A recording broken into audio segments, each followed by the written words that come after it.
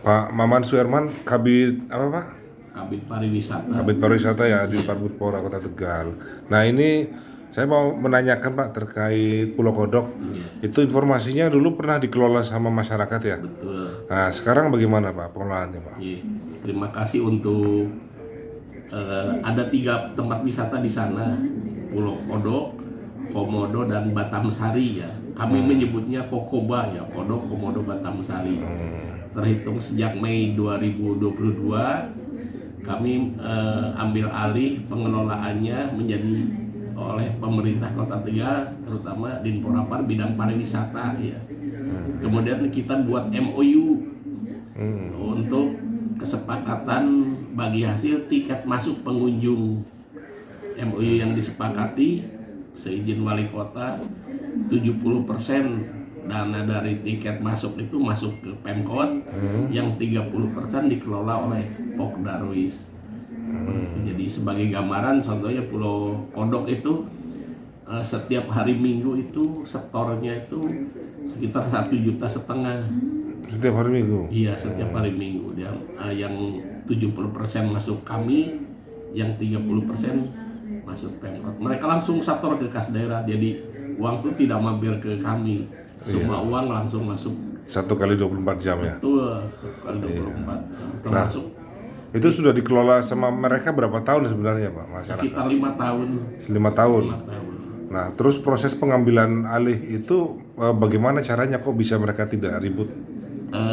Kami menyiapkan payung hukumnya ya. Kami membuat SK penetapan tempat wisata milik Pemkot oleh wali kota. Kemudian kami juga mengeluarkan MOU. Kemudian kami pun mengumpulkan masing-masing Pok Darwis dari 3 pulau itu, dan kami lantik, kami bikin SK selamin mereka tidak dapat mengelola ya. Kemudian para pedagang di sana, masing-masing pedagang sudah kita kunci, tidak boleh menambah lagi pedagang. Sebelum itu kunci mereka merekap dulu. Terus setelah dikunci mereka merasa senang. Kenapa? Tidak terjadi jual beli lahan, kemudian tidak kemasukan pedagang baru. Jadi selama ini yang bikin resah pedagang kan seiring dengan ramainya mereka Kokoba itu banyak warung-warung berdiri. Tapi sejak Pok Darwisnya kita kukuhkan, kita sepakati dan pedagang menyepakati tidak boleh ada pedagang baru. Ada berapa pedagang Pak?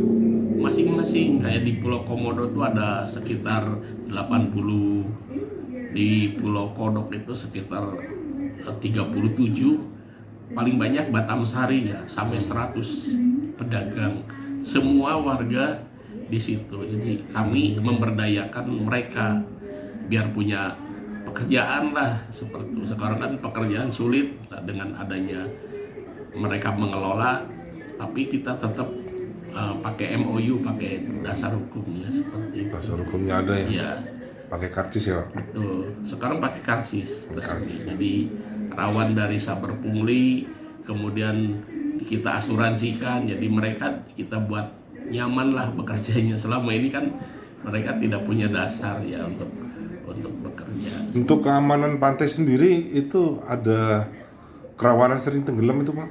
Bener? Tidak ada, selama saya di sini belum pernah terjadi orang tenggelam.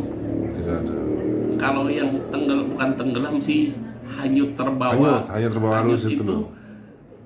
Bukan pengunjung, tapi penduduk anak kampung sekitar yang masuk dari sebelah pintu tikus lah, lubang mereka masuk renang sendiri di ruangan gitu, tapi hanyutnya ke PAI 2 kali itu. Bukan orang, bukan pengunjung. Kalau pengunjung mesti kami tanya orang tuanya mereka, begitu diselamatkan lari. Setelah saya tanya kenapa anak sini Pak, senda aja masih di situ. Jadi alhamdulillah di sini ada lifeguard Pak, penjaga pantai. Ada penjaga kita pantai. Punya PAM terpadu, jadi gabungan Airun, Lanal, kemudian Polres. Jadi ada 7 personil. 7 personil. Ya, setiap hari mereka Kalau hari Minggu dan hari Sabtu standby di sini, Oh, sama hari Minggu. Jadi barang ada kerjasama dengan para penyewa ban gitu ya. Jadi kalau ada anak yang renang terlalu ke tengah, penyewa pun mengingatkan. Nah, yang hanyut itu pun petugas ban itu mengingatkan, kok larinya dari sebelah. Diteropong dari lana itu, anak kecil berlima naik kasur itu dikejar. Oh, kasur itu ya, Iya, kasur itu. dikejar, berhentinya di mana, di situ. Ternyata pakai kasur bekas orang yang meninggal. Kasurnya masih baru, jadi begitu di laut itu nggak tenggelam, orang ngapung seperti itu. Iya.